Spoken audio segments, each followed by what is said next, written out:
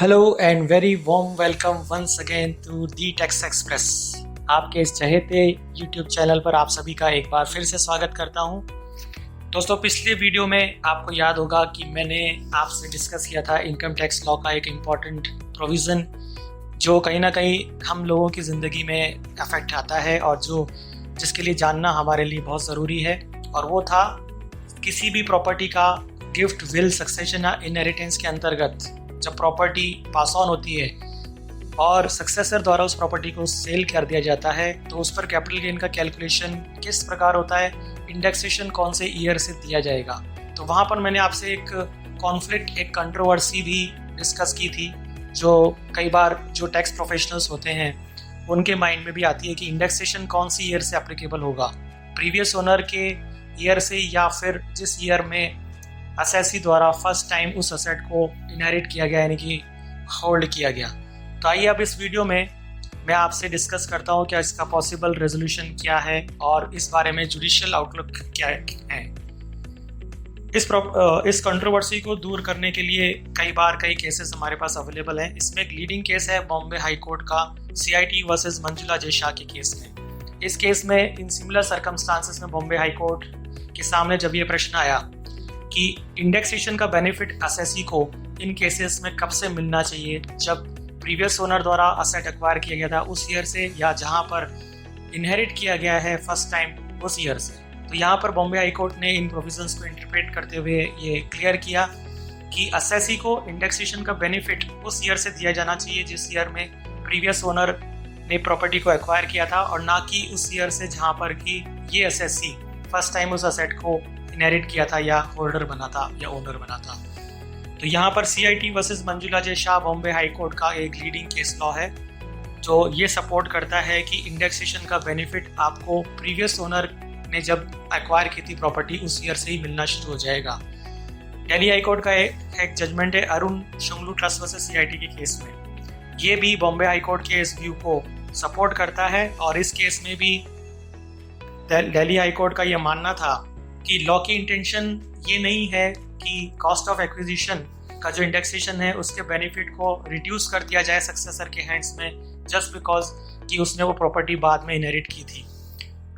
और यहाँ पर दिल्ली हाई कोर्ट ने भी यही जजमेंट दिया कि चूंकि सेक्शन 49(1) में cost of acquisition to the previous owner को ही आधार बनाया गया है सक्सेसर के हैंड्स में कैपिटल गेन की कैलकुलेशन के लिए, इसलिए आइडियली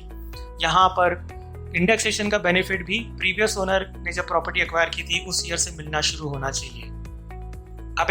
कुछ समय पहले एक ITAT मुंबई का केस भी आया है ITO वर्सेस प्रीतेंद्र सिंह जवेरी के केस में, जहां पर भी उन्होंने ये माना है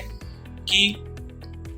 इंडेक्स कॉस्ट ऑफ एक्विजिशन का जो बेनिफिट है उस ईयर से मिलना चाहिए जहां पर कि प्रीवियस ओनर ने पहले उस असेट को होल्ड किया था और ना कि उस ईयर से जहां पर कि असेसी ने उसे इनहेरिट किया था।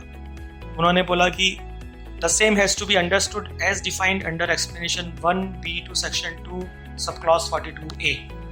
तो दोस्तों, ये कुछ केस लॉस हैं जिन्होंने इस कंट्रोवर्सी को रिजॉल्व करने की कोशिश की समय समय पर, और इन सभी केस लॉ में एक ही बात निकल के सामने आ रही है, वो ये है कि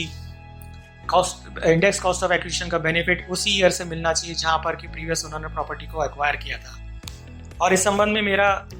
ये मानना है कि लॉजिकली भी अगर देखा जाए तो जहाँ सेक्शन 49(1) ये प्रोवाइड करता है कि प्रीवियस ओनर की कॉस्ट को ही सक्सेसर के लिए कॉस्ट ऑफ एक्विजिशन माना जाएगा क्योंकि इवेंचुअली सक्सेसर ने उसके लिए कोई पेमेंट नहीं किया है, सिर्फ प्रॉपर्टी को इनहेरिट किया है। और पीरियड ऑफ होल्डिंग भी वही है जो प्रीवियस ओनर की पीरियड ऑफ होल्डिंग है to determine whether it is short term capital gain और लॉन्ग टर्म कैपिटल गेन। और अब जो प्रीवियस ओनर है जस्ट बिकॉज कि उनकी डिमाइस हो चुकी है यानी उनकी डेथ हो चुकी है, अगर उनकी डेथ के बाद प्रॉपर्टी इनहेरिट होती जा रही है तो लॉजिकली भी अगर देखें तो जो डिसीज पर्सन है वो अगर अलाइव होता तो भी, और वो अगर अपने अलाइव रहते इस प्रॉपर्टी को सेल या ट्रांसफर करता तो उसको जो कैपिटल गेन लगता उसकी कैलकुलेशन करने के लिए इंडेक्सेशन का बेनिफिट उस प्रीवियस ओनर को भी जिस ईयर में उन्होंने एक्वायर किया था उस ईयर से ही मिलता। अब जबकि सक्सेसर ने उस प्रॉपर्टी को इनहेरिट किया है डिमाइस के बाद, तो इवेंचुअली इसका मतलब तो सीधा सीधा यही है कि successor steps into the shoes of the disease person, और जब ऐसा होता है तो डिसीज पर्सन के सारे राइट्स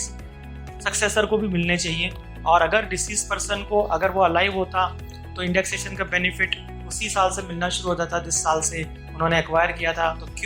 क्या रीज़न है कि जिसकी वजह से लॉ द्वारा ये रेस्ट्रिक्ट किया जा रहा है केवल सक्सेसर के हैंड्स में, कि सक्सेसर ने जब प्रॉपर्टी को फर्स्ट टाइम होल्ड किया तब से ही उसे इंडेक्सेशन मिलना चाहिए। तो मेरे नज़रिए से भी ये बहुत ही महत्वपूर्ण है, और अगर इस संबंध में कोई भी असेसिंग ऑफिसर्स द्वारा बाद में अगर स्क्रूटनाइज किया जाता है या ऑब्जेक्शन किया जाता है, तो उसके सपोर्ट में हम इन केस लॉस को ज़रूर कोट कर सकते हैं और उस संबंध में अपने डिटेल सबमिशंस, आर्ग्यूमेंट्स पेश कर सकते हैं। लेकिन ये थोड़ा सा कंटेंशियस इशू ज़रूर है और इस बारे में अलग अलग जुडिशियल पॉइंट ऑफ व्यूज़ हो सकते हैं, इंटरप्रिटेशंस हो सकते हैं। पर राइट नाउ मैं आपको यही कह सकता हूँ कि ये वाला जो व्यू है, यानी कि प्रीवियस ओनर के ईयर से इंडेक्स मिलना चाहिए, ये कुछ केस लॉज द्वारा सपोर्टेड है, जिनका बेनिफिट हम हमारे स्क्रूटनी अगर कुछ आती है तो उसमें ले सकते हैं। मुझे आशा है कि आपको ये वीडियो भी पसंद आया होगा